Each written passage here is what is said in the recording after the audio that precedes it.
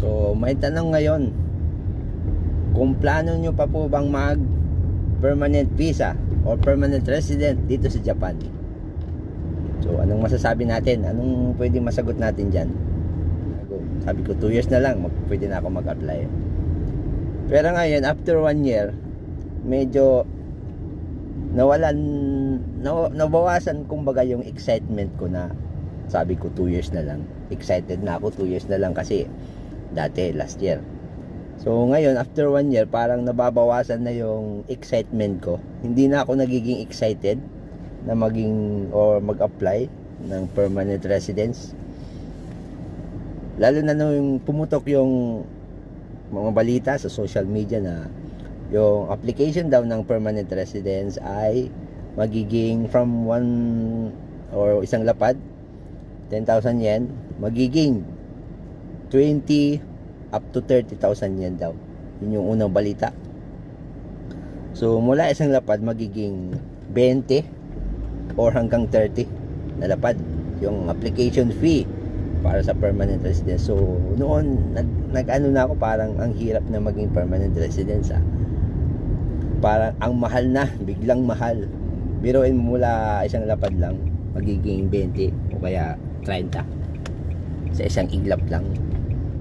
So kaya parang na-discourage pa ako para sa permanent residency na yan. And then ngayon naman may namang bagong balita, mas hihigpitan daw.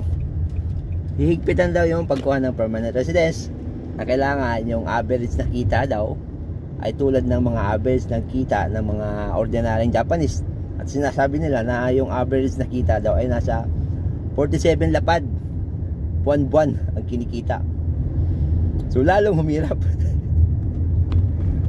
tagal ko na dito sa Japan pero hindi ko pa naranasan yung ganyang average na yan.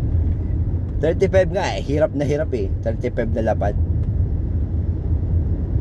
30 pwede pa, 30 plus. Pero 35 40, 35 hirap na.